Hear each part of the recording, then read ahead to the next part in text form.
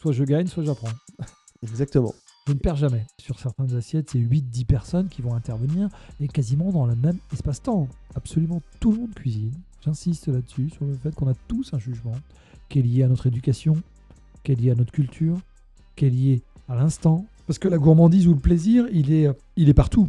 Du moment que tu mets du cœur dans ce que tu fais, de l'envie et puis de la niaque, eh bien forcément, ça va marcher. Donc là, on refait tout. Les apéritifs, les milliardises, on refait absolument tout. Il est 12h30. Le restaurant est plein. Nos métiers, on ne peut absolument pas procrastiner. C'est impossible de procrastiner. Un peuple qui mange bien est un peuple heureux. Une famille où tu manges bien est une famille heureuse. Nous, nos métiers, c'est donner du bonheur aux gens. Se nourrir, donner à manger, c'est le premier des médicaments.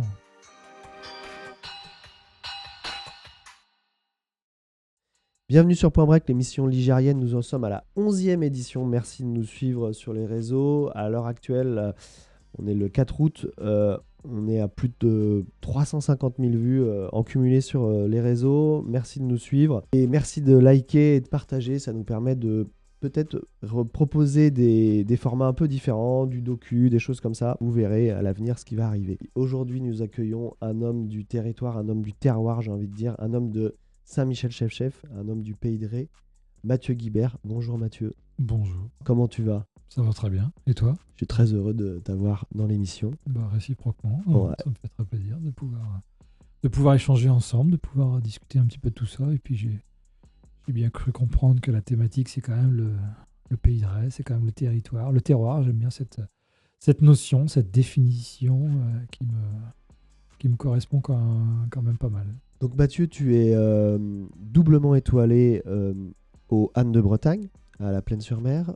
Récemment, il y a 1 an et demi, 2 ans, tu as ouvert le Bobuco à Taron. Je pense que ce que les gens veulent savoir, est-ce que moi j'ai envie de savoir, c'était quoi la qualité ultime pour pouvoir poursuivre ses rêves ? Est-ce que tu penses que c'est la passion, la patience, le respect, la rigueur, la persévérance ? Vaste sujet, vaste question. Je pense que c'est un petit peu de tout ça, quand même. Je pense même que l'idée même de ton émission, ce format, être là tous les deux, tu pourrais toi-même te répondre à la question ou je pourrais toi-même te questionner. Qu'est-ce qui fait que tu en es arrivé là ? Qu'est-ce qui fait que c'est sûrement une somme de petites choses. Je crois beaucoup à la persévérance, bien évidemment, à l'opportunité.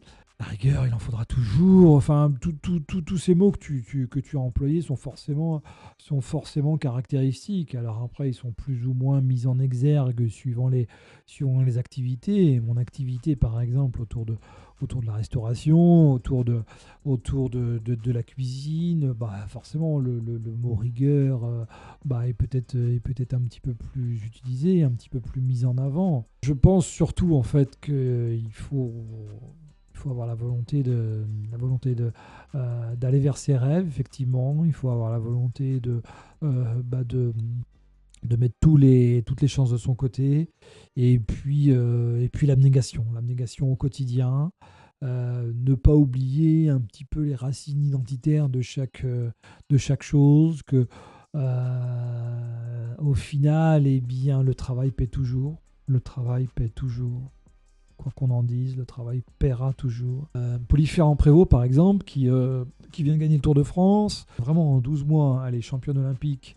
Donc, elle était multimédaillée. Donc, elle est historiquement en VTT, tout ça. Elle est championne olympique au JO de Paris. Et 12 mois après, elle gagne le Tour de France. Et entre-temps, elle a gagné Paris-Roubaix. Elle a beaucoup travaillé.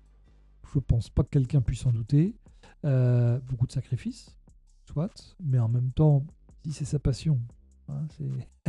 Qui sommes-nous pour juger si elle a raison ou si elle a tort ? Et quand elle réussit, tout prouve qu'elle a raison. Donc beaucoup de sacrifices, une préparation apparemment démentielle. Les Jeux Olympiques de Rio où elle tombe.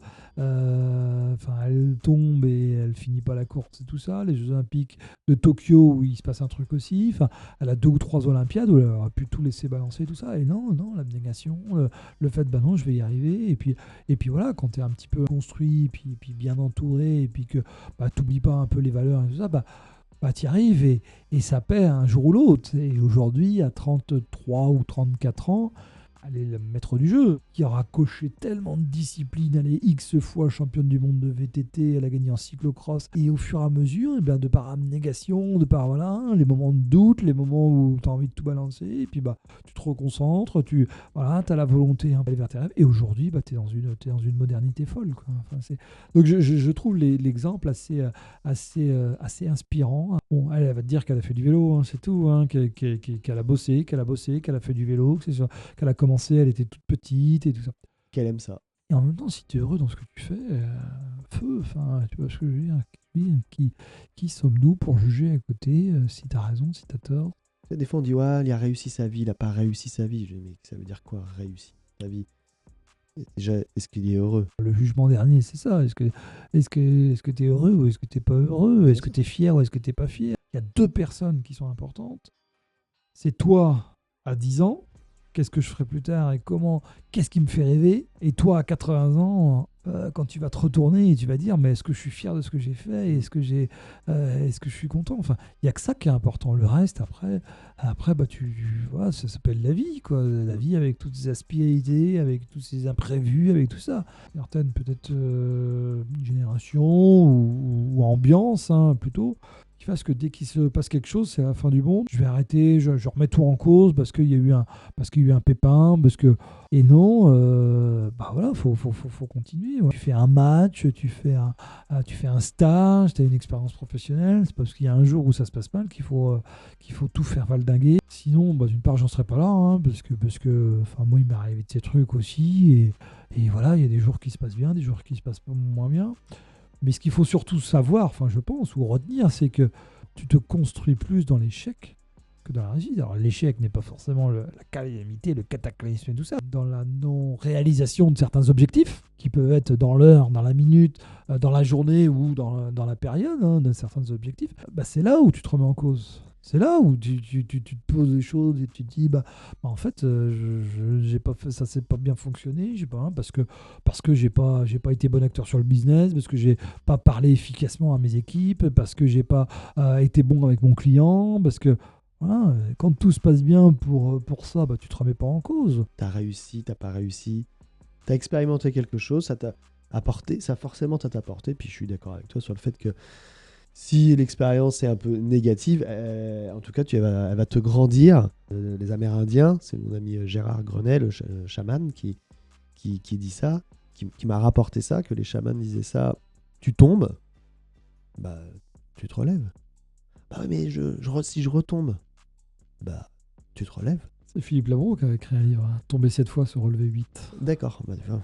Des expériences de vie. Soit je gagne, soit j'apprends. Exactement. Je ne perds jamais. Tu es chef au Han de Bretagne et donc tu as toute une équipe autour de toi. Je t'ai vu bosser là-bas. Je les ai trouvés hyper souriants, heureux d'être là. Comment toi, en tant que chef, tu éduquais peut-être même tes jeunes autour de toi? Comment tu travailles avec eux?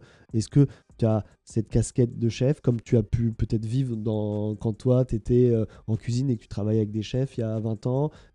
Comment tu fais aujourd'hui pour qu'ils aient le sourire?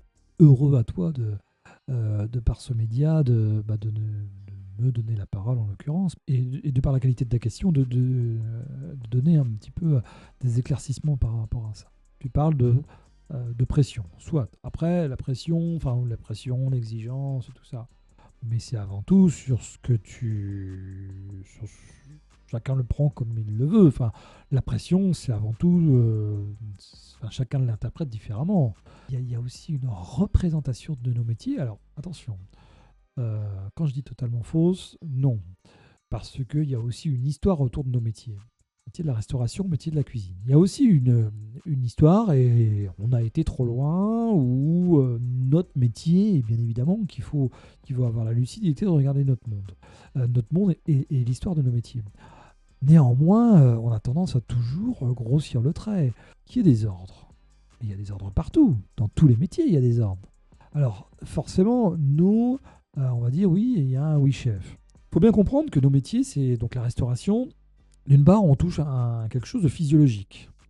Regardez-vous, regarde-toi, regardons-nous quand on a faim.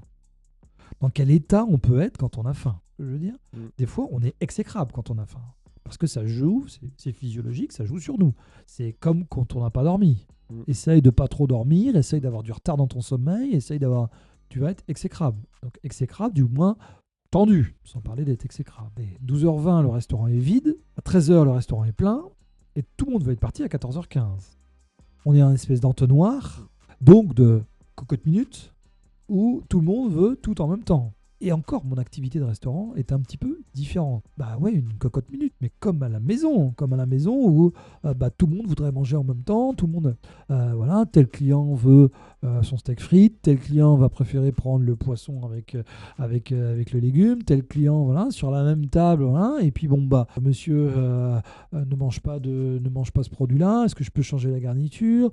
Le temps pour résorber en fait toutes ces commandes, tout ça est tellement concis que il faut que quand la commande arrive, on dit voilà, telle table on va faire ci, telle table il veut ça, telle table. Comment faire passer cette information Rapidement, rapidement et surtout que tout le monde ait compris. Le Oui Chef, c'est ça à la base initialement. Okay. C'est j'ai compris ce que tu as dit, j'ai compris ce que vous, chef, parce que vous annoncez le mot, j'ai compris, et j'ai compris la commande, ou sinon, non, et on va répéter, et on va redire. Mais historiquement, c'est ça. À un moment donné, il faut qu'il y ait aussi un cadre. Il faut qu'il y ait un cadre. Nous, en tant que... Parce que je trouve des fois qu'on ne fait pas assez le parallèle, ou qu'on ne fait pas en tant que client, où on est exigeant au possible. Vous attendez dans une file d'attente, dans une administration, pour pas citer ni de marque, ni quoi que ce soit, mais dans une administration ou un commerce, hein, et si ça avance pas, si ça avance à 2 à l'heure, voilà, vous allez être machin, hein, s'il n'y a pas le sourire en plus, vous allez dire, tiens, hein, celui-là, il est pas très aimable, hein. Puis si en plus il se trompe dans le rendu monnaie, enfin dans la façon de rendre la monnaie dans les espèces parce qu'il a fait une erreur, ou s'il oublie de compter ci, ou s'il compte deux fois ça, vous allez dire, c'est pas pour ça que vous allez forcément mettre des commentaires sur les réseaux, c'est pas forcément ça, voilà, l'histoire elle est tournée, si ça vous a pas plu, vous irez pas dans nos métiers de restauration. La sanction est beaucoup plus visible parce que il y a une fenêtre aujourd'hui médiatique, parce que le temps est sûrement un petit peu plus long, parce que tout le monde cuisine, absolument tout le monde cuisine. J'insiste là-dessus, sur le fait qu'on a tous un jugement qui est lié à notre éducation, qui est lié à notre culture, qui est lié à l'instant. Si on va manger tous les deux dans un cadre amical, c'est pas pareil que ton premier rendez-vous amoureux, c'est pas pareil que tes noces d'or. Hein, ce ne sera pas le même moment en famille. Donc voilà, donc je trouve qu'il y a une vision de nos métiers qui est des fois écornée, qui est écornée aussi de par les médias. J'ai beaucoup pesté en 2022, notamment, on est post-Covid, les restaurants réouvraient, donc on a réouvert après 10 mois de fermeture administrative, donc on a réouvert le 11 juin 2021, après le 10 juin exactement 2021, on a eu l'autorisation de tous réouvrir. L'été 2022, où quasiment un jour sur deux, vous allumiez la télé, et forcément, on faisait parler des gens de la restauration, et c'est dur de travailler coupure, c'est dur de travailler le soir, c'est dur de travailler le dimanche, c'est dur mais qu'en même temps, initialement, c'est l'ADN de nos métiers. Et pas que, parce que la restauration, c'est 7 jours sur 7, on mange tout le temps, mais pas que. Mais on tendait le micro, je trouve que les médias étaient un petit peu à charge contre nos métiers de l'hôtellerie et de la restauration. Il y a d'autres métiers où on travaille le soir, on travaille la nuit, on travaille le week-end, et on n'en parle jamais. Oui. Quid des métiers de la santé? Oui. Quid des métiers de la sécurité? Quid des métiers et on n'en parle jamais. Or, le micro était tendu, et forcément, quand je dis à charge, c'est que, et je vais en arriver par rapport à ce que tu disais toi, si on interroge 10 personnes, hein, et qu'au montage, on n'en garde que 5, donc 4 qui disent et 1 qui dit le contraire, forcément, ça peut être un petit peu à charge. Enfin, tu vois ce que je veux dire? Pourquoi je dis ça? Je dis ça parce qu'on fait le plus beau métier du monde. On fait le plus beau métier du monde dans la mesure où on donne du plaisir aux gens, et aux gens qui étaient venus prendre du plaisir. Imagine-toi intellectuellement. Tu vois ce que je veux dire? Ton boulot, c'est quoi? c'est donner du plaisir aux gens, donner à manger aux gens, besoin physiologique, besoin universel, et en même temps plaisir parce que français, plaisir parce que culturel, et plaisir dans nos maisons, d'autant plus, mais dans beaucoup de moments. Quand on s'assoit au restaurant, en général, c'est rarement en faisant la tête, quoi. C'est rarement la contrainte. Quand on va chez le médecin, c'est la contrainte. Hein, ça nous fait suer d'être malade, ça nous fait suer d'avoir mal aux dents, ça nous fait suer. Quand on va chez le garagiste, hein, on sait qu'on en a pour une douloureuse, hein, on sait même pas pour combien, hein, quand on va faire ses courses, hein, ok, c'est pour le plaisir, mais on sait qu'on va passer aussi. Alors tu vas me dire, notre métier de la restauration aussi, mais quand on choisit d'aller au restaurant, en général, c'est pour un moment heureux, pour un moment joyeux. Nous, nos métiers, c'est donner du bonheur aux gens. D'autant plus dans ma maison que tu es fait, on donne un souvenir exceptionnel aux gens de se dire, bah voilà, hein, vous allez passer 3 heures, 4 heures avec nous, 5 heures avec nous. C'est l'opéra, c'est même plus long que l'opéra. Hein, tu vois ce que je veux dire? Même à l'opéra Bastille ou l'opéra Garnier, tu vas pas rester 4 heures à table, hein, comme tu peux rester chez nous. Tu arrives à 19h30, tu vas partir à 23h30, ou tu arrives à 12h, tu vas partir vers 16h. Hein, tu n'auras pas vu le temps passer. Sur le balai des gens qui vont te raconter une histoire, qui vont t'expliquer l'histoire de la maison, de la cuisine, du producteur, du marin pêcheur, du vigneron, du maraîcher, qui vont te raconter les produits, qui vont te raconter. Et en même temps, tu sais que toi, en tant que serveur par exemple, eh bien, tu sais que ce que tu proposes à manger est sain. Parce que se restaurer, c'est se restaurer, c'est donner à manger aux gens. Donc forcément, je dis, mais c'est aussi se restaurer l'âme. Un peuple qui mange bien est un peuple heureux. Une famille où tu manges bien est une famille heureuse. Une école où tu manges bien est une école heureuse. Une boîte où tu manges bien sera une boîte où tu verras, tout le monde sera heureux. Qu'est-ce que ça veut dire bien manger? Se nourrir, donner à manger, c'est le premier des médicaments. Faire à manger ne doit pas être assimilé à empoisonner. Aujourd'hui, hein, on est en train à peine d'ouvrir la cocotte minute, à peine d'ouvrir le couvercle sur tout ce qu'il va y avoir, mais tout ce que tu peux lire à droite à gauche. Hein. Dans ma maison, où aujourd'hui 99,9% des produits sont bio-sourcés, avec une grosse utilisation du dernier territoire sauvage, qu'on peut mettre dans l'assiette véritablement. Tout ce qui va être produit carné vont être de l'élevage, ou quasi, pas entièrement, mais quasiment. Tout ce qui est aujourd'hui lié aux cultures végétales sont liés aux semences. Et aujourd'hui, c'est un vrai sujet, les semences. On n'en parle pas, on en parle peu. Revenir des fois à des variétés endémiques, revenir à des variétés... Mais on serait tous surpris. Et attention, je ne suis pas du tout contre le progrès et je ne suis pas du tout anti ça. Au contraire, fils d'agriculteur, je mesure complètement le fait qu'il faille nourrir tout le monde, quoi. Et nourrir tout le monde, c'est aussi avoir du volume en face. C'est aussi pouvoir que chacun vive de ce qu'il a. Mais il y a des grosses questions à se poser sur notre alimentation, sur notre agriculture, sur notre paysannerie, sur comment faire les légumes. Et je ne suis pas sûr que revenir en arrière sur certains apports de pesticides, revenir en arrière, je ne suis pas sûr que ce soit la bonne porte de sortie. Une bonne alternative. Nous sommes assimilés à quelque chose de militaire, quelque chose de... regardez un petit peu toutes les entreprises les plus modernes. Bon, vous allez voir toutes les organisations les plus modernes. Vous allez voir que notre WeChef, c'est un mail.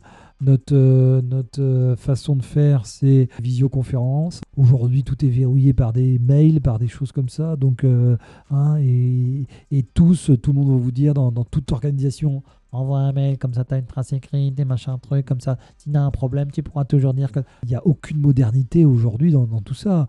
Nos relations verbales de cuisine, il n'y a pas beaucoup plus de soft power dans des mails, dans des SMS, dans des boucles WhatsApp où vous allez pouvoir être contacté 24 heures sur 24, 7 jours sur 7, et que si vous ne répondez pas à un mail, aujourd'hui, tu le vois toi-même. C'est cette pression dont tu parles. Mais essaye de ne pas répondre dans l'heure à certains mails. Derrière, tu vas recevoir un mail, tu as bien reçu mon mail, tu as machin, t'as un truc. Et par rapport à l'heurosité dont tu parlais, eh bien, j'ai peut-être surtout la chance d'avoir des gens qui m'entourent, qui aiment ce qu'ils font. Ouais, on en revient toujours à la même chose. Toujours pareil, quand tu aimes ce que tu fais, quand le cadre est bien posé, parce qu'on fait tout pour que le cadre soit bien posé. Mais le cadre, c'est important quand même. Toi, tu réserves. Tu veux faire une surprise à ta femme. Tu réserves. eh bien, tu veux que ce moment soit exceptionnel, tu vois ce que je veux dire. Et forcément, bah, tu vas appeler une fois, deux fois, tu vas dire que voilà, c'est une surprise, qu'il ne faut pas qu'elle soit au courant, que tu veux garder tout ça, tu aimerais qu'il y ait une rose rouge sur la table, hein, et puis en plus, tu vas dire que ta femme n'apprécie pas trop le chocolat, et puis qu'en plus, elle est enceinte. Donc attention aux produits crus, tout ça. Si déjà elle est au courant parce qu'elle a reçu un mail ou parce qu'elle a une confirmation, ça c'est quand même dommage, vous avez cassé mon truc. Si en plus le premier plat, c'est une huître crue qu'on t'apporte, mais tu vas dire, mais vous avez rien compris, ça fait 3 fois que je vous dis que c'est dommage quand même. Vous. Et en plus, si on arrive à table et qu'on te dit, bah on est désolé madame, mais vous allez être obligé de manger des légumes, ou on va être obligé de vous faire surcuire certains produits, ou ne pas vous servir du tout parce que vous êtes enceinte. Mais en fait, quelle sanction, quoi, quelle double sanction, quelle triple sanction pour ta femme qui n'était pas venue passer un bon moment, alors que être enceinte, c'est pas une maladie, c'est donné au monde, enfin, c'est ce qu'il y a de plus beau, je pense, quand même, c'est l'essence même aussi de nos vies, hein, de nos sociétés, de te transmettre la vie en l'occurrence, que toi, tu as voulu faire une surprise, donc tu as envie que ce soit le plus merveilleux du monde, donc forcément que le cadre, il doit être bien fixé, forcément que bah, nous, on va enregistrer les informations, on va faire des briefings, on va forcément dire une fois, deux fois, 3 fois, 6 fois, 8 fois, attention, telle personne vient, c'est une surprise, attention, machin truc. Ah oui, c'est bon, j'ai compris. Oui, mais c'est important quand même de le répéter pour que tout le monde soit au courant, pour pas faire d'impair. Parce que c'est ce qui va permettre au client de passer un moment merveilleux. C'est ce qui va permettre de créer le souvenir. Et plus il y a plus il y a de liberté derrière. Si toi, en tant que serveur, tu sais que quoi qu'il arrive, même si tu passes du temps à table, tu sais que la cuisine aura pensé que tout a été bien checké au niveau de la réservation, que le client arrive dans des dispositions optimales, que la surprise a bien été faite, que personne n'a fait la gaffe, qu'en cuisine, ils auront préparé le menu spécialement pour madame qui est enceinte, que je vais pouvoir, moi, en tant que serveur ou serveuse, proposer un menu spécialement pour madame enceinte, qu'elle n'aura même pas besoin de me redire qu'elle est enceinte, en disant, vous attendez un heureux événement, il me semble. Voilà ce que le chef, voilà ce que la cuisine, voilà ce que l'établissement, voilà ce que la maison vous aura proposé. Voilà, plutôt que je l'ai fait hier, en l'occurrence, hier, et elle était tellement heureuse, la dame, qu'elle l'a mis sur les réseaux. Tu vois ce que je veux dire. Donc on boucle la boucle. Tu vois ce que je veux dire, sur un métier empirique. Et bien on en vient sur des sujets aujourd'hui hyper modernes. Et bien tout ça font que toi en tant que serveur, ça me donne une liberté totale d'arriver dans la théâtralité en disant mais qu'est-ce que j'aime dans mon métier. J'aime le contact humain. Là, je sais que je vais pas avoir à gérer toute une intendance qui est pas agréable, parce qu'il va falloir que je dise au chef que si, parce qu'il va falloir que je me défende auprès des clients. Tu vois, on pourra en parler, ça aussi. Il va falloir que je me défende auprès des clients. Quand tu passes plus de temps à te défendre en disant excusez-moi madame, excusez-moi monsieur et machin et truc, que à faire rêver les gens, eh bien c'est là où tu te trompes. C'est là où tu te trompes de compte. Et tout ça participe à sûrement ce que tu as vu, à l'heurosité, et sans parler de bien-être au boulot, ça s'appelle simplement la vie. J'ai un cadre, il est bien fait, et il m'offre la liberté. Typiquement, ce qu'on se disait tout à l'heure en off, dans un tournage, j'ai un cadre, à telle heure, je filme telle chose, je suis à tel endroit, ensuite j'ai un quart d'heure pour me préparer, j'ai mes lumières, machin, j'ai mon cadre, ce qu'on appelle un plan de tournage, j'ai un cadre propre, clean, il me le faut, c'est absolument. Et ça m'offre la liberté. Ça m'offre cette liberté de pouvoir rebondir sur une autre petite prise de vue en plus, m'adapter, il y a une contrainte, hop, je suis cool, j'ai mon cadre, j'ai suivi tout à la lettre, je sais que j'ai un petit quart d'heure de battement à cet endroit-là, et je suis à l'aise. Exactement. Et après, tu peux compter sur les autres, parce que tu sais que, quoi qu'il en soit, tu sais que s'il y avait rendez-vous à telle heure, tout le monde y sera, tout le monde a pour faire cette prise de vue, et que les intervenants ont bien été prévenus et ils seront à l'heure, parce qu'il y a eu préparation, il y a eu mail, on renvoie, ça a été dans notre cas, briefing, et qu'en plus on aura dit oui chef, donc tu sais que tout le monde aura compris, c'est ça, le oui chef, c'est la réponse mail, c'est ce que je vois des fois. Alors, j'insiste un petit peu là-dessus, mais pour aussi démanteler un peu ces visions un peu de nos métiers qui sont des fois un peu qui sont perçus comme archaïques, comme dirigistes, alors que tu fais le parallèle en fait avec complètement les boulots de bureau. Exactement. Le fait que nous sommes des métiers empiriques, et des métiers de l'oral. Nous en cuisine, j'entends. Ouais. Les métiers de l'oral, même s'il y a une trace écrite par rapport au bon, mais voilà, mais beaucoup d'échanges, et après, la vision de la cuisine, ça je pourrais en parler des heures et des heures, a tellement changé. Moi-même, j'ai changé ma façon de voir les choses, j'ai très adapté. Voilà, aujourd'hui, il y a beaucoup de.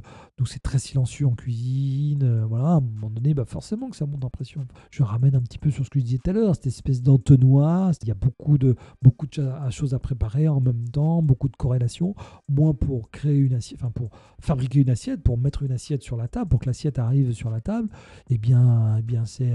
C'est à peu près, sur certaines assiettes, c'est 8-10 personnes qui vont intervenir et quasiment dans le même espace-temps. C'est des gens qui vont préparer le risotto, c'est des gens qui vont préparer la langoustine, c'est des gens qui vont faire l'émulsion, c'est 2 ou 3 personnes qui vont dresser. Donc quand on dit on va y aller avec ce plat-là, oui, ça doit être 6 personnes, donc ce qui doit faire 12 mains, ce qui doit faire à peu près 60 doigts, enfin tu vois, sur une interaction de 30 secondes, tu vois ce que je veux dire, de 30 secondes, on dit, ah, tiens, on y va avec ce plat-là, mais voilà, c'est beaucoup de petits éléments qui vont arriver, mais pour qu'il y ait il faut absolument qu'il y ait une grosse coordination, il faut absolument aussi qu'il y ait un chef d'orchestre, parce qu'on va pouvoir des fois dénoncer un petit peu sur ce côté militaire. Il y a un démarrage d'une fusée Ariane en ce moment, mais ils n'ont pas la pression, eux. Apollo 11, regarde toutes les missions spatiales, mais tu crois qu'ils n'ont pas la pression? Tu crois pas qu'il y a quelqu'un qui donnait des ordres, enfin qui disait, voilà, machin truc? Tu crois pas? Alors c'est sûr que c'était un autre vocabulaire, et ça c'est aussi l'apanage de nos métiers, peut-être, d'avoir un manque de vocabulaire, parce que souvent, quand tu démontes un petit peu tout, beaucoup de choses sont liées au langage, à la communication.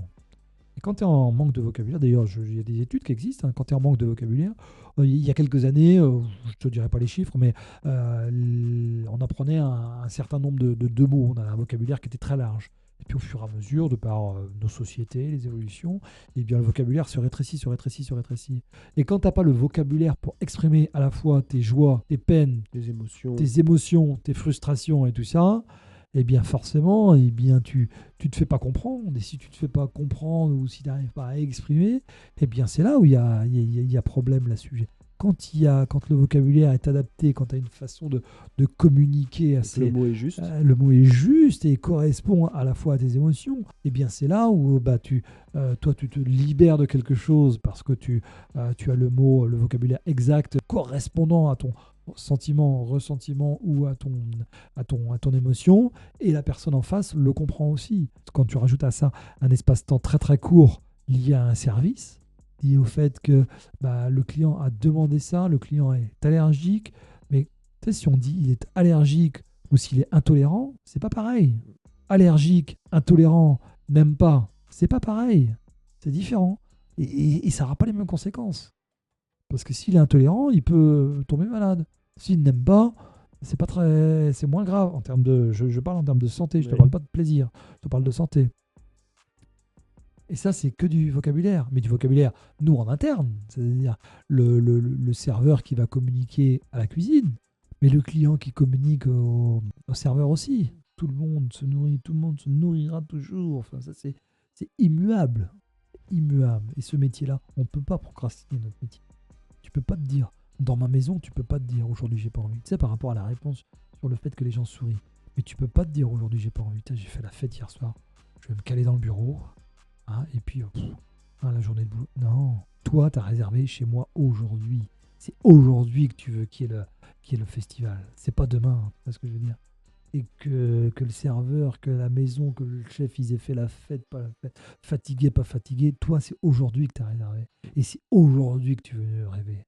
Et c'est aujourd'hui que tu emmènes ta femme. C'est aujourd'hui que tu demandes ta femme en mariage. C'est aujourd'hui que tu emmènes tes petits-enfants parce que c'est les noces d'or. Et c'est pas demain, quoi. Ouais. Nos métiers, on ne peut absolument pas procrastiner. C'est impossible de procrastiner. Le restaurant, il est plein, c'est tout. Un jour, un dimanche midi, et donc voilà, restaurant plein, patati patata, c'était il y a longtemps, c'était dans mes débuts. Et donc une personne est annoncée sans lactose. Sans lactose, tout ce qui tourne autour du lait. Par rapport à ça, nous on se méfie beaucoup, puisque certains c'est que la crème, que le lait, des fois c'est le beurre, mais des fois c'est ils vont dire allergie au téléphone ou par mail, ils vont dire allergie quand ils vont dire allergie, mais ça peut être je n'aime pas trop, j'en prends pas trop. Tu vois ce que je veux dire? Mais bon, il y a une différence entre un bol de lait de 25 centilitres et puis un tout petit peu dans une sauce. Enfin, tu vois ce que je veux dire? C'est pareil, vocabulaire, sémantique, c'est complètement... Donc la personne, donc on pose la question, et donc là, non, je suis complètement intolérante au lactose. Ok, pas de problème. Pas de beurre, pas de lait, pas de crème. Donc imagine tout ce qui tourne autour du... Donc là, on refait tout. Rapport au menu qu'elle a choisi, les apéritifs, les milliardises, on refait absolument tout. Il est 12h30. Le restaurant est plein. Il faut bien se transposer. Hein. Chez toi à la maison, tu as préparé un repas, machin truc. Tu as préparé un pot-au-feu, un cassoulet par exemple. Hein, et là, on te dit, donc ça fait 6 heures que ça cuit. Et là, on te dit, bah, j'aime pas les haricots. Tu vas te dire, putain, il faut que je refasse tout ce que j'ai fait, il faut que je refasse parce que je te dis les haricots. Donc là, on refait tout. Tout le monde refait la sauce et machin truc. Il est 12h30, donc forcément, c'est un imprévu. Tu vois ce que je veux dire? C'était pas organisé comme ça, c'était pas un imprévu. Donc voilà, donc tout le monde refait. Donc le repas va commencer. On pose le pain, le beurre, les machins trucs. Et là, la personne prend son couteau, du pain, du beurre cru, tout ce qu'il y a de plus cru, hein, il le met sur une tartine et le mange. Tu vois, tu imagines un peu le message envoyé à tout le monde? Intolérante, c'est-à-dire je ne peux pas en manger du tout, on se retrouve avec quelqu'un qui mange du beurre cru à table. Tu vois ce que je veux dire? Tout ça par une histoire de vocabulaire, d'explication des choses. C'est sûrement de notre faute aussi, peut-être, hein, très certainement. Mais si on avait creusé un peu, peut-être qu'elle nous aurait dit, effectivement, si on a un tout petit peu, c'est pas très grave. Enfin, je veux dire, c'est pas mortel, quoi. C'est ça la question. C'est est-ce que tu vas être malade ou est-ce que tu vas pas être malade? Et que, bien évidemment, on va pas en manger des... Mais voilà, tout derrière la communication, la sémantique, le vocabulaire. Un jour, de quelqu'un réserve pour sa maman en l'occurrence, l'anniversaire de sa maman qui doit avoir 10 ou 80 ans. Ils se retrouvent autour de la table, ils sont 4 autour de la table. Il y avait 3 générations autour de la table. À la réservation, elle dit bien qu'il y avait un anniversaire. On la rappelle pour confirmer la réservation. Elle redit qu'il y a un anniversaire. Et puis, enfin, bon, tu vois, tout est... Il s'avère qu'à l'époque, il y avait beaucoup de transcriptions papier. Cette info n'est pas passée. C'est-à-dire qu'on n'a pas réécrit cette information-là. Fin de repas, quand il pose les desserts en salle, tout le monde voit bien qu'en plus, elle est à la table. Tout le monde voit bien qu'il y a un problème. Enfin, autour de la table, tout le monde se regarde. Enfin, tu vois, donc là, le serveur retourne la voir, mais d'hôtel va voir, et puis il y a un problème, qu'est-ce qui se passe? Et là, ah oui, c'est l'anniversaire de ma maman, j'avais demandé est-ce qu'il y a une attention, enfin, tu vois bien, et puis voilà, et puis bon, nous, non, enfin, nous un peu sûrs de nous, on n'a pas fait d'erreur. Voilà, donc on va retourner voir nos feuilles, tout ce qu'on a, machin truc. Non, on n'a pas oublié de plaque, on n'a pas oublié de plaque anniversaire en l'occurrence, et machin truc. Et puis la dame, si, j'ai appelé plusieurs fois, c'est l'anniversaire de ma maman, et machin truc. Bon, crispation, machin truc. Il s'avère que quand on regarde un petit peu, effectivement, dans le livre de réservation qui est de l'autre côté de la maison, il s'était marqué anniversaire, donc la faute est totalement de notre côté. Voilà, donc on offre une coupe de champagne pour dire voilà, on s'excuse, on a loupé ça. Bon. L'info est pas redescendue. Voilà, donc la personne inconsolable, moment gâché, machin truc. Bon, à la fin, moment de régler, voilà, je dis je m'excuse tout le monde. Bon, voilà, non, c'est impardonnable, machin truc. Alors derrière tout ça, donc elle s'en va fâcher. Au bout d'un moment, je dis c'est dommage parce que il y a une chose que je ne peux pas faire, c'est remonter le temps. L'erreur, elle est faite, on s'en excuse. Voilà. Qu'est-ce que la gravité? Jusqu'où elle est dans la gravité des choses? Bon, ça c'est une vaste question philosophique. Oh oui. Et après, par rapport à ça, c'est pour étayer aussi. Quand je te dis, il y a beaucoup de rigueur de cadre. Aujourd'hui, bien évidemment que ça nous a servi de leçon. Et bien évidemment qu'aujourd'hui, tout est checké, tout est vérifié, tout est épluché. On fait des briefings qui peuvent être assimilés comme beaucoup de choses fastidieuses, machin truc, mais qui permettent un petit peu de ne pas faire reposer l'information sur une seule personne. Et puis d'éviter un petit peu déperdition d'informations. Alors aujourd'hui, l'informatique permet, mais bon, en même temps, l'informatique, c'est pas la panacée non plus, et qui permet, pour étayer cette liberté, d'avoir aujourd'hui une confiance dans ce qu'on fait. Parce qu'on a en début de service, donc on a répété plusieurs fois, machin truc, on a bien vérifié, on a bien checké les réservations en début de service. On envoie l'information au pâtissier, qui en a des moyens de contrôle, qui permettent que quand le client arrive, on est sûr que tout va bien, quoi. Et donc, du coup, tu peux arriver complètement libéré à table. Tu n'es pas en train de te dire, moi j'espère, qu'est-ce qui s'est passé, qu'est-ce qu'on a encore oublié sur la table aujourd'hui. Parce que, donc, pour étayer vraiment cette histoire de liberté et cette histoire d'exigence, de rigueur, bien évidemment, mais en même temps, c'est avec cette rigueur, c'est plus on est rigoureux, plus on est libre derrière. Et plus on peut compter sur le copain ou la copine, enfin, ou le collègue de travail, du moins, parce qu'on sait que il aura toujours l'œil un petit peu partout pour regarder un petit peu s'il se passe quelque chose. Et si je suis à une table en train de discuter, d'échanger, parce que nos lieux sont aussi des lieux de vie, hein, se restaurer l'âme, comme je disais tout à l'heure, c'est aussi échanger, partager, discuter, se confier. Enfin, c'est ça aussi un restaurant, c'est tout ça. Hein. Est-ce que tu fais du sport, Mathieu? J'en ai eu fait beaucoup, là en ce moment, plus grand-chose. Okay. Je vais essayer de courir dimanche, mais ça va être dur. Okay. Quand on était jeune et dans la région, quand j'étais sur Saint-Michel avec les potes, avec qui je suis toujours pote, pour écrire ta vie, c'est ça aussi, hein, écrire ta vie, il y avait le monde politique, hein, la noblesse de la politique, c'est ça, hein, c'est donner à la société, c'est donner ton temps et puis tes idées à la société, et puis c'est le monde associatif, théorie dénuée de tout sentiment d'argent et tout, dénuée de tout profit, donc vraiment voilà, donner ton temps, que ce soit de la couture, du football, du basket, de la musique, une asso, ou le monde entrepreneurial, où là tu as vraiment l'incidence. C'est toi qui décides si tes collaborateurs sont heureux ou pas heureux, c'est toi qui décides si toi tu fais la tête, tout le monde fait la tête, quoi. Tu vois ce que je veux dire, si toi t'es con, tout le monde est con, hein, dans ta boîte, hein. Donc il y a une vraie incidence. Et puis autour de nos activités de restauration, d'hôtellerie, de bienveillance et d'hospitalité, il y a 80 personnes, mais 80 personnes qui se logent dans la région, qui consomment dans la région, qui vont à des bières, qui vont au resto, qui achètent du pain, qui vont au karting, qui vont au cinéma. Enfin, c'est tout un tissu économique. Je te parle même pas de taxes foncières, je te parle même pas de tout ça, mais je veux dire, et Anne de Bretagne, il pourrait très bien avoir rien du tout et il n'y aurait pas des gens qui viennent de la France entière pour venir à Anne de Bretagne. Là, j'ai beaucoup de Belges, beaucoup de qui viennent. Là. Je t'ai dit, il y a des Russes, ils vont dormir trois chambres de nuit, des Russes qui vont consommer dans la région, qui vont acheter, tu vois ce que je veux dire, parce qu'on a beau dire tout ce qu'on veut, il faut quand même que tout le monde bosse, quoi. Et derrière, c'est un nuit, oui, c'est des gens qui restent 2 nuits, 3 nuits, 4 nuits, ils vont manger à droite, ils vont manger à gauche. Je te dis, mes jeunes, ils vont manger une pizza, ils vont manger une galette, ils vont manger au Saint-Paul, ils vont manger au 21, ils vont acheter du vin, donc c'est aussi tout un tissu économique.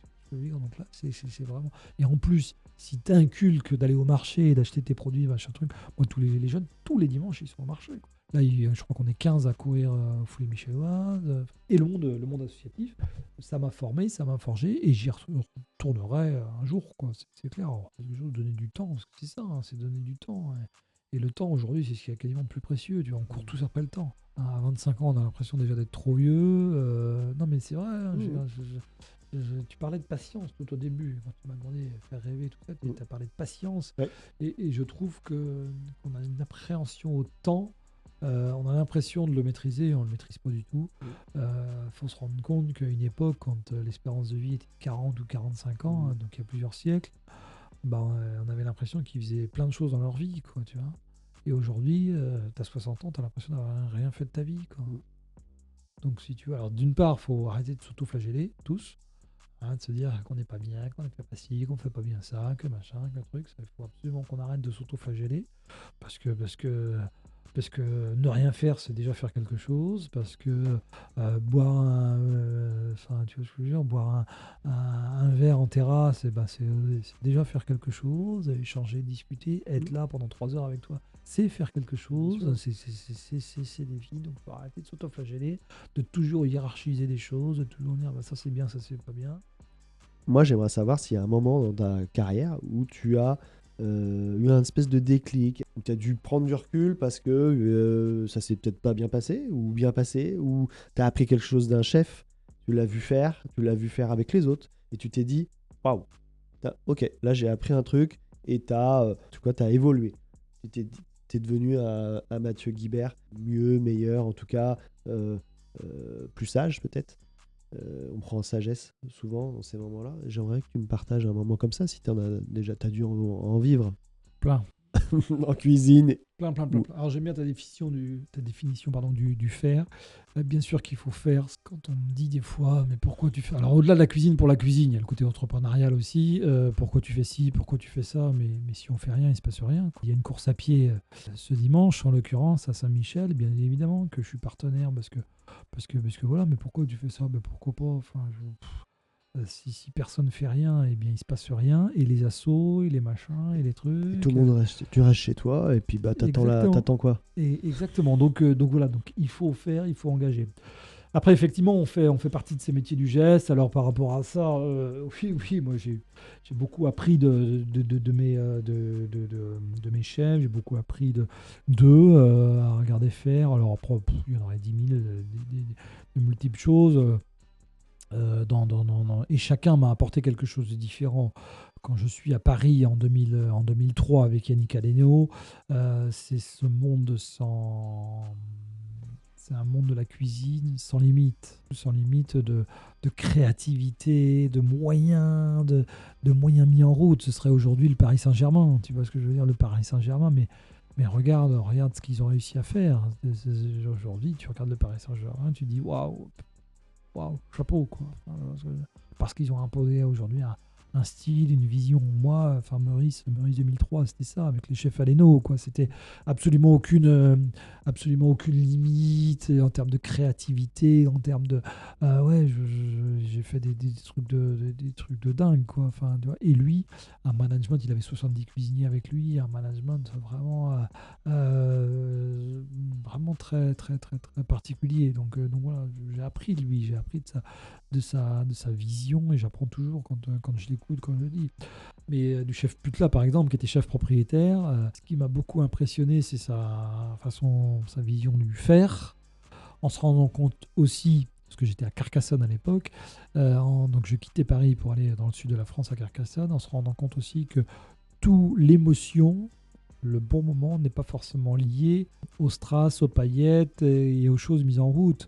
L'émotion ou le bon moment est lié à l'envie que tu mets et à la corrélation entre l'énergie en fait et puis la juste cuisine en l'occurrence. Qu'est-ce que je veux dire par là? C'est que un plat, s'il est bon, il est bon, quoi. Tu vois ce que je veux dire? S'il est cuisiné, gourmand, s'il y a de la créativité et si quand tu mets dans la bouche, tu dis waouh, c'est exceptionnel parce que ça correspond à un terroir, un territoire, une identité, patati patata, eh bien, tu oublies dans cet instant, ce millième, ce dixième de seconde où tu mets dans la bouche et où tu vas prendre plaisir, eh bien, tu es complètement, s'il se passe quelque chose gustativement, eh bien, tu vas complètement être désolidarisé de ton lieu, de ton environnement, du fait que ce soit des couverts en vermeil, en argent, en inox ou quoi que ce soit, eh bien tu vas la qualité de la vaisselle, tout ça.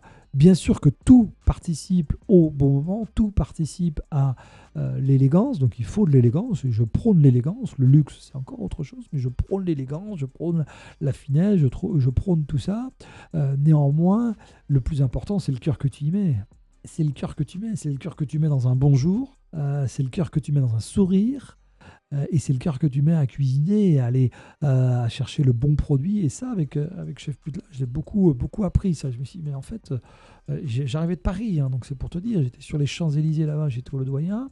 Donc si tu veux, le décalage spatial, en l'occurrence, était flagrant.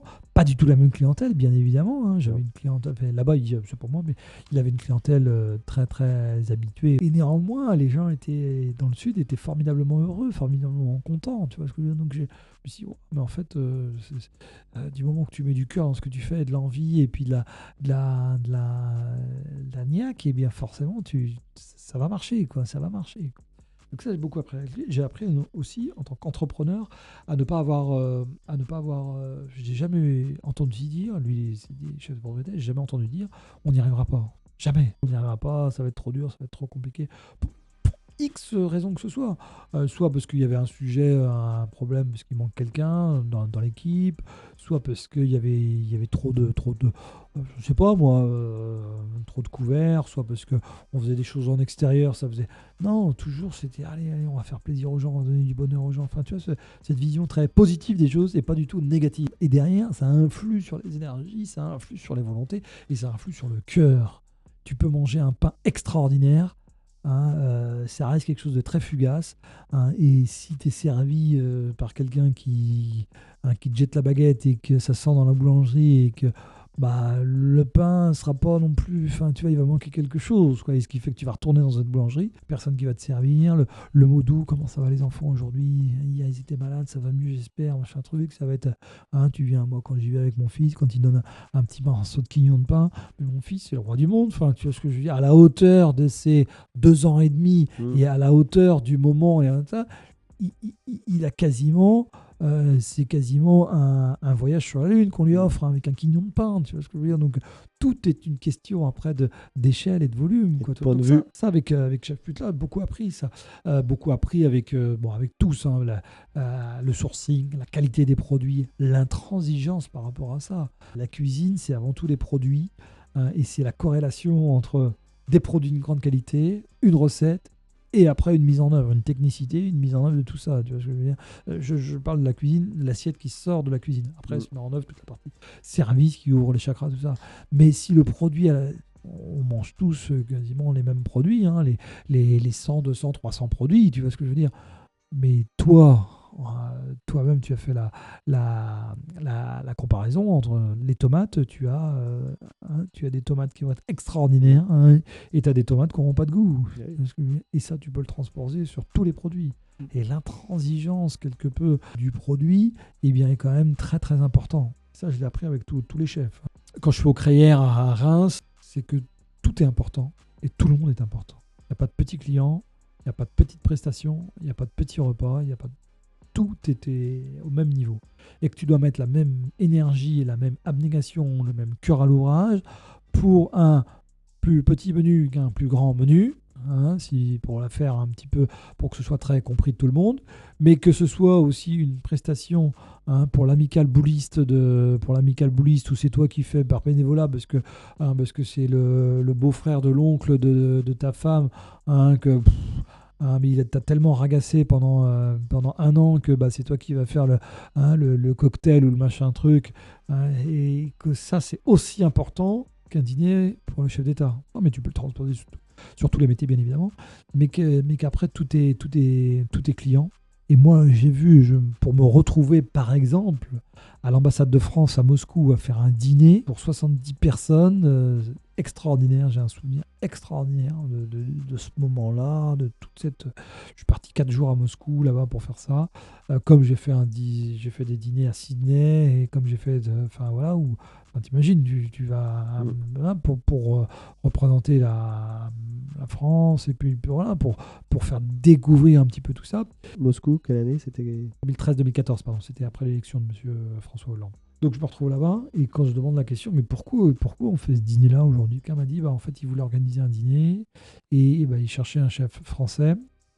C'était à l'époque où il y avait Food France. C'est-à-dire que c'était mi-mars en l'occurrence. Le ministre des Affaires étrangères, qui était Laurent Fabius à l'époque, voulait qu'il y ait un dîner dans toutes les ambassades françaises dans le monde, un dîner français. La fameuse diplomatie de la fourchette, quoi. C'est-à-dire de faire rayonner l'image française de par nos atouts, qui sont notamment la gastronomie. Et donc c'était autour de la mi-mars, donc ça s'appelait Food France. Enfin, il y avait le jeu de mots entre Fou de France et Food France. Il faut bien imaginer qu'à l'échelle du monde entier, l'ambassade de France à Moscou est une des 3 voire 4 ambassades les plus importantes. Il faut imaginer que par rapport à une géopolitique, il y a forcément les États-Unis, il y avait Londres, il y a Londres qui est très très important aussi, et puis après tu te retrouves vite à Moscou. Enfin, alors la 3e, la 4e, la 5e, on s'en fiche, mais c'est stratégiquement et géopolitiquement, c'était quand même très important. Et là, on m'a dit, oui, parce que je me suis retrouvé à un dîner, enfin un déjeuner à l'époque en l'occurrence. C'était votre chef qui avait fait le dîner, c'était à Bordeaux, pour une sortie de vin. Un des protagonistes était présent à ce déjeuner-là et avait recroisé le chef sur un autre événement. Et du coup, quand il a fallu sortir un nom du chapeau, dire, tiens, eh bien, il est retombé sur ce, parce qu'il l'avait croisé 2 fois.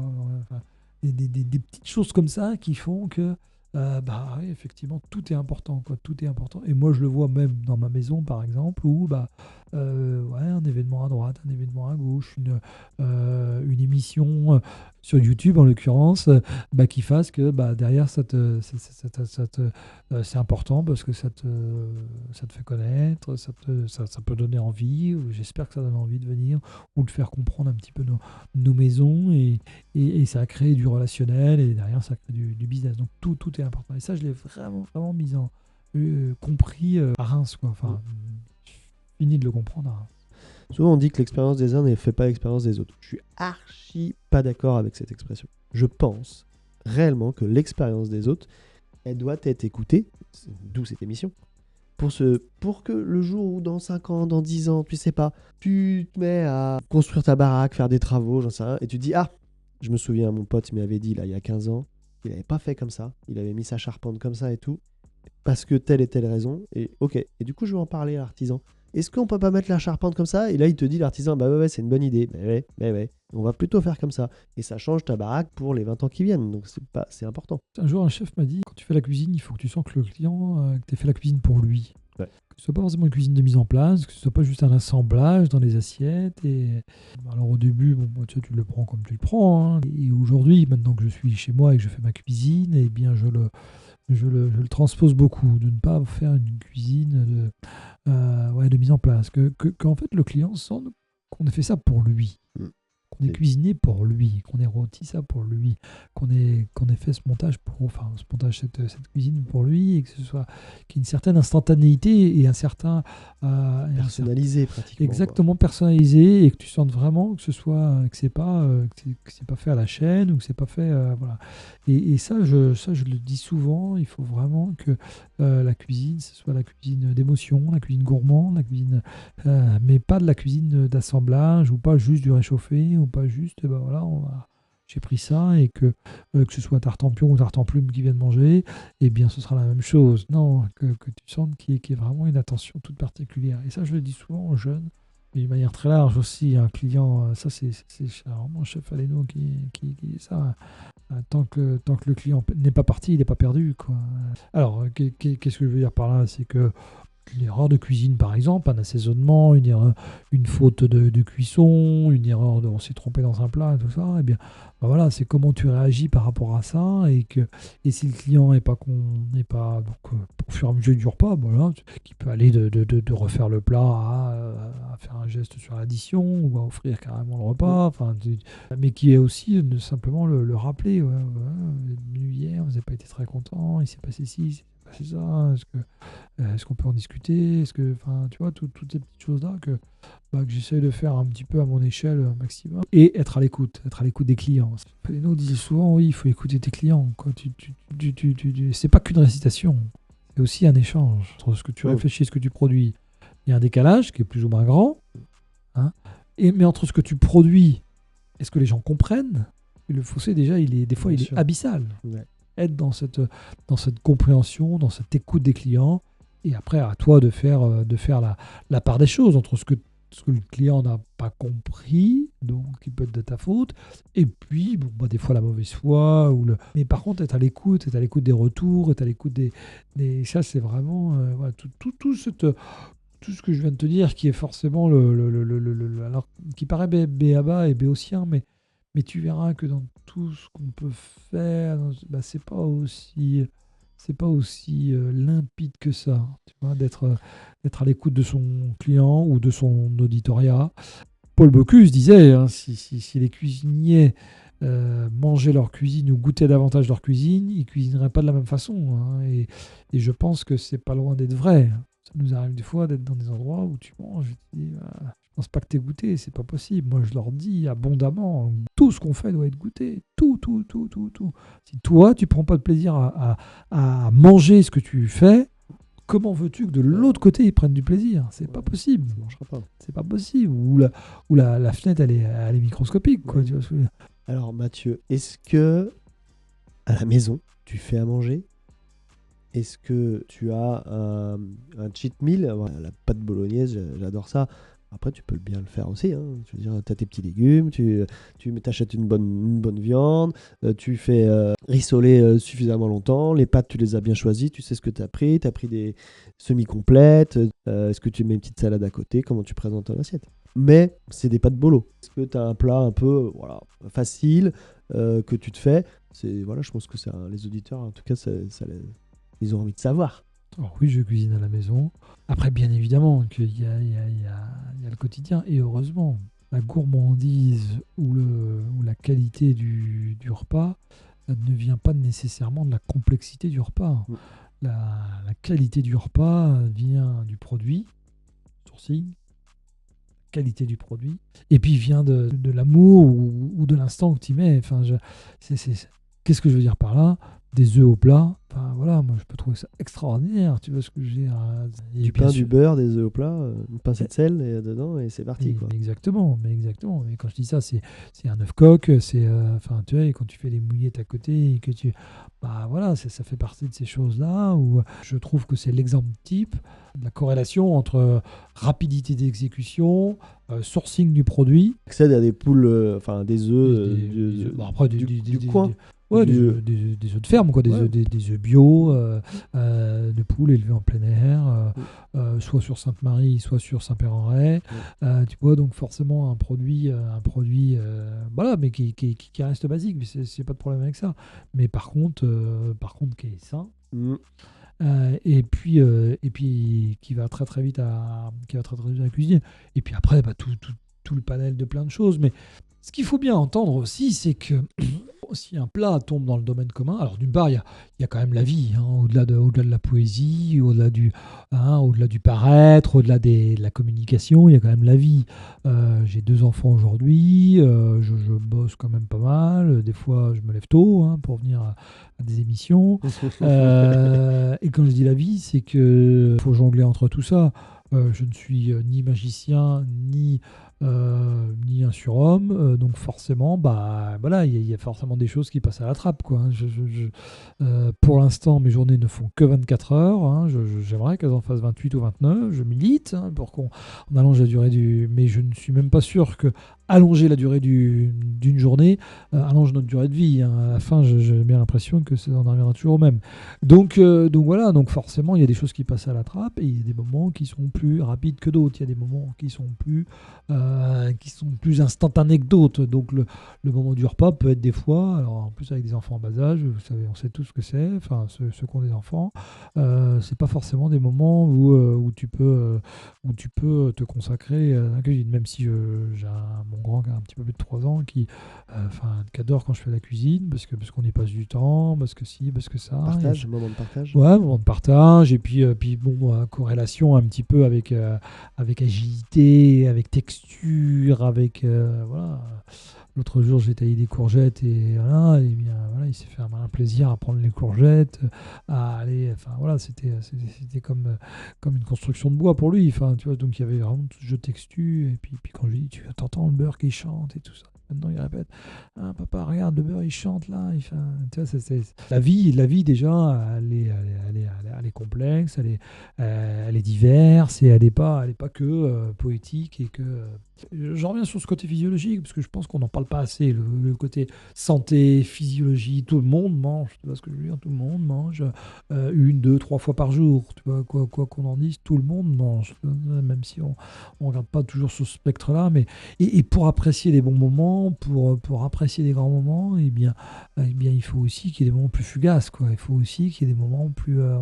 Espèce de dîner du samedi soir, tu vois ce que je veux dire, qui pourrait s'apparenter à un plateau repas ou des choses comme ça, et bien tu passes des fois beaucoup de si les produits sont de qualité, tu passes autant de bonheur que tu vois, lié au moment, lié à l'instant.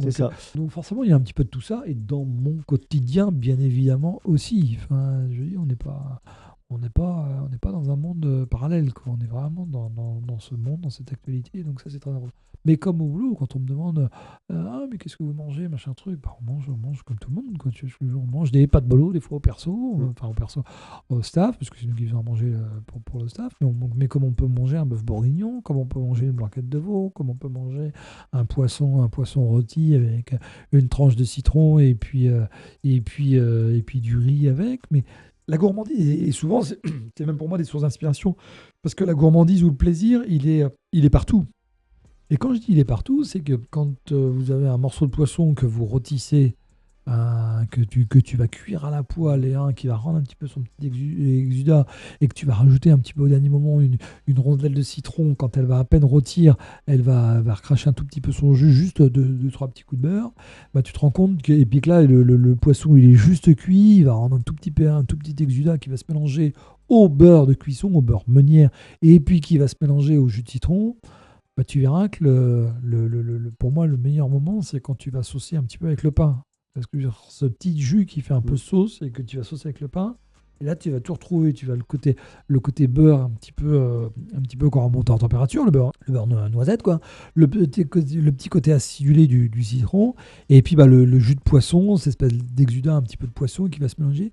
Et c'est là, pour moi, ça, c'est source d'inspiration, quoi. Et puis après, par rapport à ça, c'est qu'il ne faut pas oublier que si des grands plats ou si des plats deviennent iconiques dans le tout un chacun, c'est souvent qu'ils sont très bons. Après, dérivés par les pratiques ménagères, dérivés par le monde industriel, dérivés par tout ça, ça c'est encore autre chose. Mais je vais prendre plusieurs exemples. Un cassoulet. Je ne sais pas si toi tu as eu l'occasion, moi je travaille à Carcassonne, un plat qui est extraordinaire. Alors forcément, si tu le transposes aujourd'hui à une boîte de conserve de mauvaise qualité, avec des produits de mauvaise qualité, patati et patata, et puis par un process, voilà, bon bah oui, ça peut être rapporté à une boîte de conserve que tu vas ouvrir, mais le produit, le plat, il est extraordinaire, mais comme une choucroute, comme tu me parles de pâte bolo, bah c'est sûr, hein, si tu transposes alors bon, c'est pas exactement des pâtes bolo, mais entre un ravioli de très mauvaise qualité dans une boîte de conserve, avec de la viande on va pas rappeler le scandale, mais bon, voilà. Et si tu transposes ça avec des ravioles. une raviole, exactement, d'une super avec de la viande, comme tu disais, d'une grande qualité, avec une sauce tomate, avec des tomates du jardin, une sauce tomate que tu auras fait toi-même, bah, tu vas te rendre compte que le plat est exceptionnel et bien évidemment dérivé par tout un tas de trucs. Mais pour qu'il arrive dans le domaine commun, il faut que le plat soit high level. Vraiment. Saumon à l'oseille, inventé par les frères Trois Gros, à Roanne, à côté de la Loire en l'occurrence. En Loire, saumon, poisson. Et puis ils avaient beaucoup, beaucoup d'oseille un jour. Et puis qu'est-ce qu'on va faire de ça? Ils ont créé la sauce à l'oseille. Et c'est devenu un plat. Alors bien évidemment, c'est toujours pareil. Si tu vas acheter une boîte de conserve ou un produit surgelé de mauvaise qualité, fait industriellement et patati patata, bah bien sûr, tu vas dire, bon, c'est pas forcément...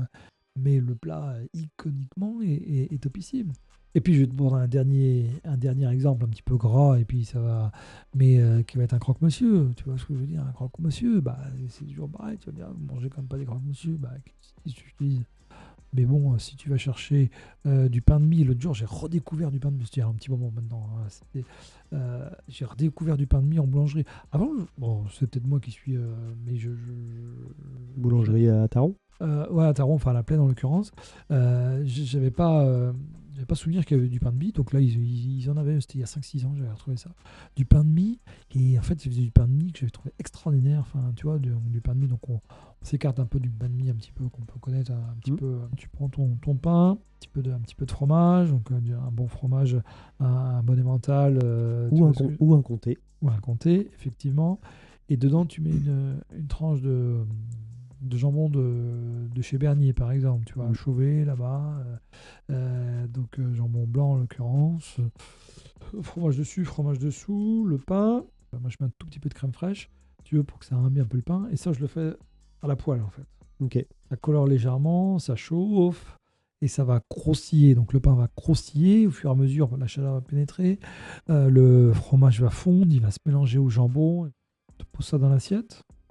Mais tu vas me dire, waouh, voilà. Alors après, on est sur quelque chose de gras, sur quelque chose de. J'adore. Après, chacun fait à sa sauce, quoi. Tu vois ce que je veux dire. Alors, si tu mets des produits de mauvaise qualité, si c'est à peine passé au four, si tu mets de la béchamel, si tu en mets pas, enfin, tu vois, tu peux arriver à des choses qui sont topissimes. Côté régressif, gourmand, ce côté un peu croustillant, onctueux, voilà. Et moi, à l'hôtel, donc je fais pas de croque-monsieur, mais je fais un croque ad hoc, j'appelle ça avec du ad hoc. En fait, je fais une béchamel dans laquelle j'incorpore du haddock, hein, donc légèrement poêlé, c'est des fin fumé en l'occurrence. Donc il y a un petit côté fumé, donc je mets ça dans cette. Donc l'aigle fin, en fait, on le fait pocher. Hein, on récupère le lait qui a servi à pocher, et ce lait, je m'en sers pour faire la béchamel. Donc tu fais ton roux, tu fais ton beurre, ta farine, tu rajoutes ce lait qui va avoir un peu infusé, qui va avoir pris ce goût de fumée un petit peu. Donc là, tu fais ta béchamel. Et le poisson qu'on a sorti de cuisson, on l'écrase, on l'émiette, on l'écrase un petit peu à la fourchette. Et on va venir mélanger tout ça avec la béchamel. Hein, donc dans des proportions intelligentes, hein, pour que ce soit à la fois que c'est de la tenue, mais qu'il y ait beaucoup de gourmandise. Hein. Et ça, on le tartine, on met un tout petit peu de fromage juste au dernier moment, juste pour lier un petit peu tout ça, et on le tartine sur le pain. Et puis voilà, on le laisse refroidir pour bien que ça prenne. On a bien beurré les tartines de pain et on met ça au four. Et je sers ça pour mes clients hôtel. J'ai une petite carte pour les clients hôtel, donc c'est pas au gastronomique, hein, c'est pour les clients hôtel. Mais il y a un côté régressif, gourmand, et d'un produit...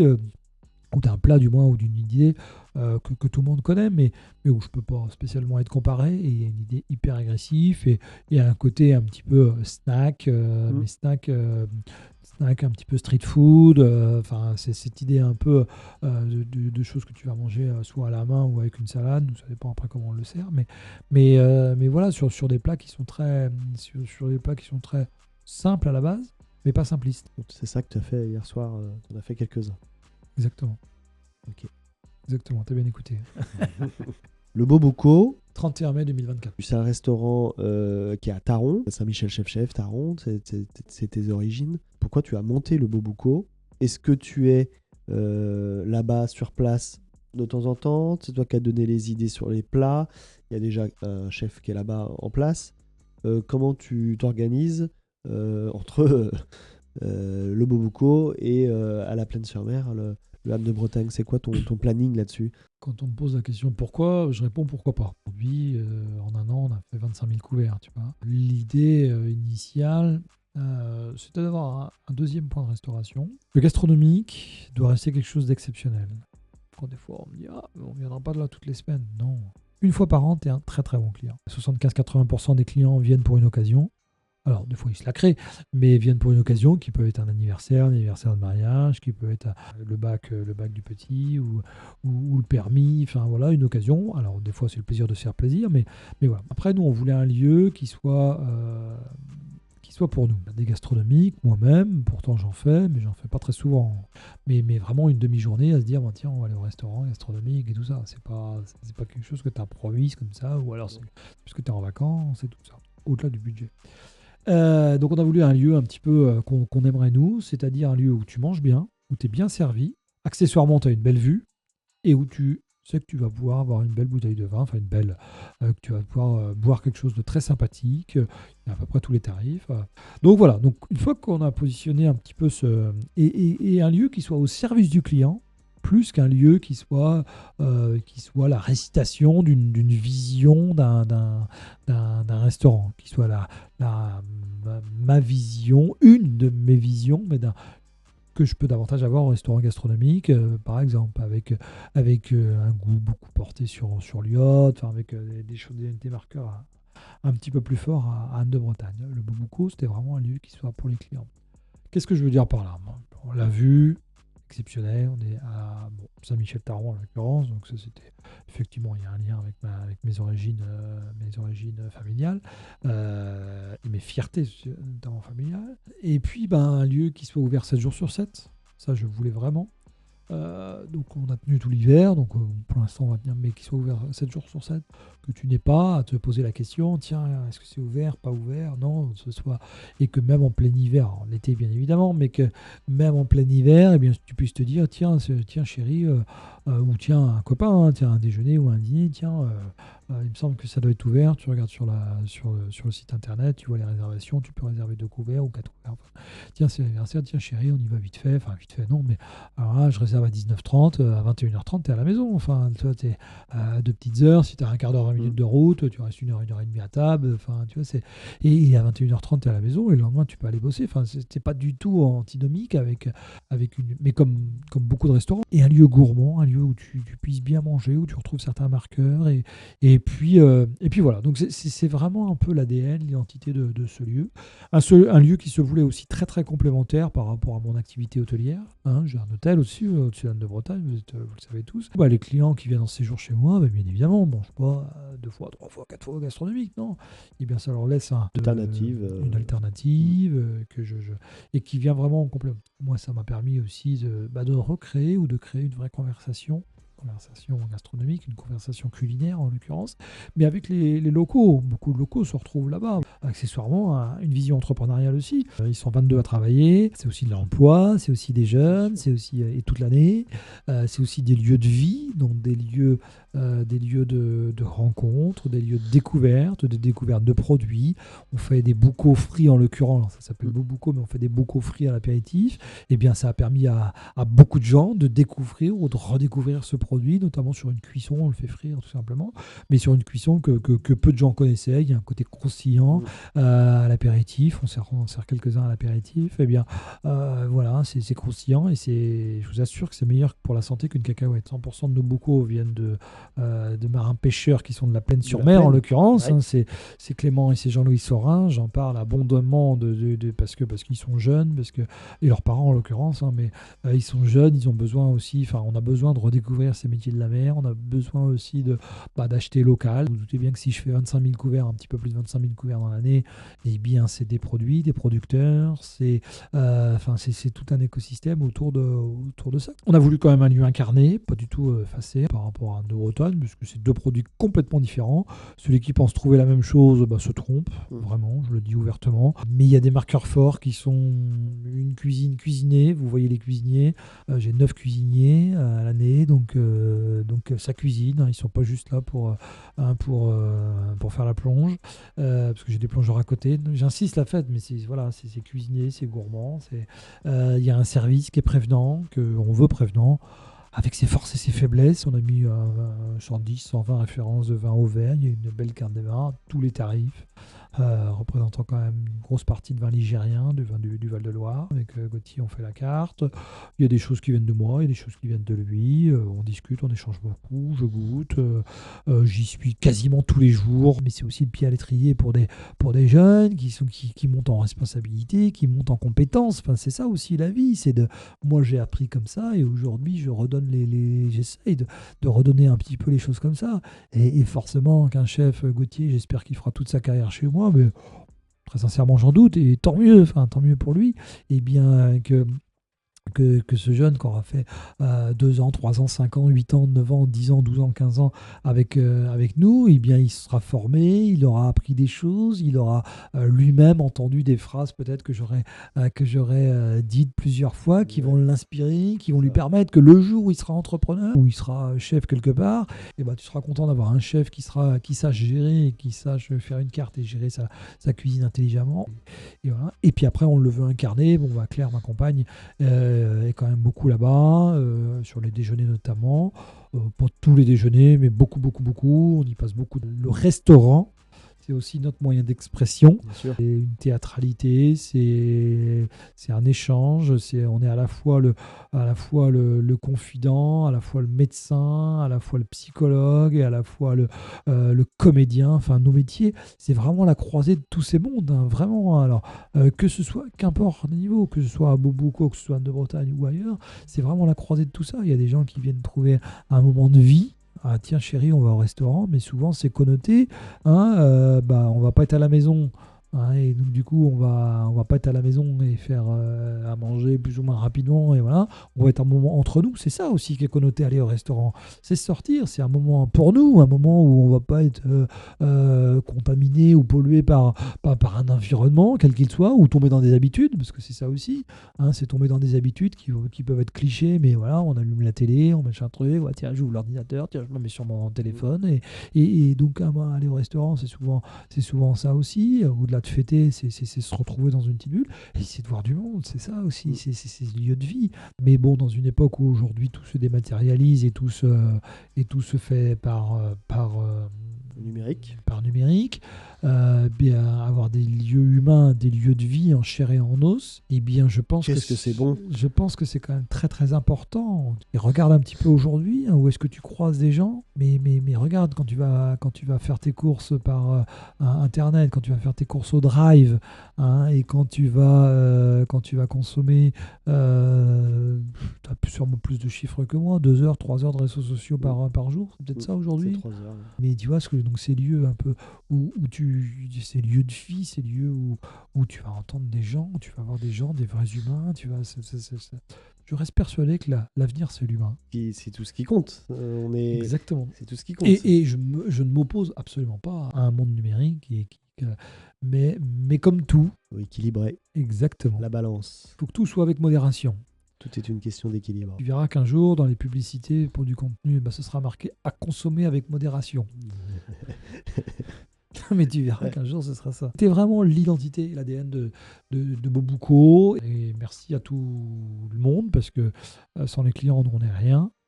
Hein, on dit souvent qu'un artiste n'est rien sans son public, mais un restaurateur n'est rien sans ses clients, hein, et sans ses hôtes.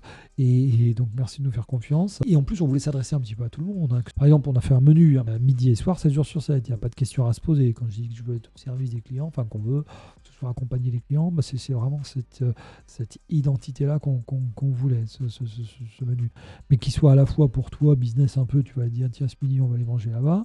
Et que ce soit un soir où tu vas inviter ta compagne, Ouais. où tu vas te retrouver entre amis. Voilà, on a voulu quelque chose d'élégant mais de décontracté. Mais il faut imaginer aussi le jeune qui a 19 ans et puis qui va inviter quelqu'un voilà, à la fin de la saison en disant bah, tiens, j'ai gagné 3 sous cet été, j'ai travaillé tout l'été, bah, je vais manger là-bas, et qui va être un petit peu une accession un peu à un restaurant où bah, il va se dire tiens, c'est sympathique, je suis face à la mer. Hein, j'invite ma petite copine, je suis face à la mer, il y a un coucher de soleil de malade dingue. mental, parce que le spot il est incroyable. Je crois que le Pays de Ré est quand même incroyable, hein, vraiment. Tu vas manger des produits cuisinés pour un peu que tu te retrouves sur le bout de la salle, enfin sur une partie de la salle. Tu vois les cuisiniers en train de cuisiner, tu les vois. Donc, Tout de suite, tu m'as dit, oh, t'as été là-bas, ouais. Et alors, ça t'a plu? Le rapport qualité, comment tu t'es senti, toi? Et je t'ai dit réellement ce que je pensais. Et pour moi, c'est un super rapport qualité-prix. C'est ce qui est venu. on a tous des repères un petit peu différents qui peuvent évoluer, mais est-ce que j'en ai pour mon argent? Je trouve ça très important. Tu sais, tu peux venir à Anne de Bretagne et puis trouver ça, te dire c'est un très bon rapport qualité-prix par rapport à la qualité de la soirée que j'ai passée ou du déjeuner que j'ai passé, et machin truc, du moment, idem pour beaucoup. Et tu peux très bien aller chez un boulanger, ou chez autre chose, du boulanger, parce que et d'acheter une baguette 1 € ou 1,10 € et d'être foncièrement déçu. Donc Bien sûr. enfin, voilà, ce rapport qualité-prix, je trouve ça très très important, quoi. D'être foncièrement déçu parce que voilà, et que ça n'a rien à voir avec la somme d'argent engagée. C'est avant tout qu'est-ce qu'il y a derrière, quoi. Merci beaucoup, ça sera le mot de la fin, Mathieu. Bah, merci à toi Je te surtout. remercie. Merci de l'invitation, merci de ce que tu fais, parce que c'est un temps long, un temps de qualité, et un échange très permissif aussi.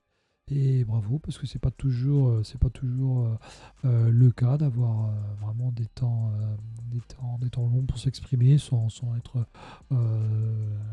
trop coupé ou recentré. Enfin, tu vois, et donc pour le coup, bravo, parce que ça laisse beaucoup de temps à l'expression et à l'explication et à la Ouais, ouais. profondeur. Je vous remercie de nous avoir suivis.